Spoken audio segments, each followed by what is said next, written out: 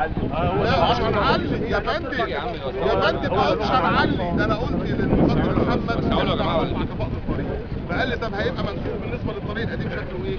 قلت له هنحط طبقات، فقال لي يعني هتعلى، قلت له هيبقى منسوب زي المنسوب ده، قال لي لا هتعلى ما تنفذش. ده الكلمتين اللي قلتهم يا فندم احنا قعدنا مع المفضل محمد الاسبوع اللي قبل اللي فات وانا هكلم سيادتك لما يجي لي وانا هستجيب وجع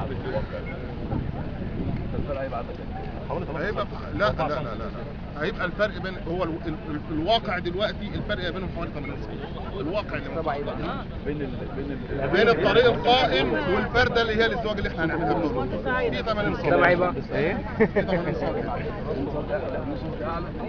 القائم اعلى من اللي احنا هننفذه، اللي احنا هنكمل ازدواجه حوالي 80 سم. هو عايز يعلى 80 دول، عايزين نعلى 80 دول، يا اما حضرتك لو هو مصر ان احنا ننزل بالمنسوب ممكن ننزل بالمنسوب، ننزل بالمنسوب يا فندم، بس هو بيقلنا، بس يسمح لنا بالشغل يا فندم.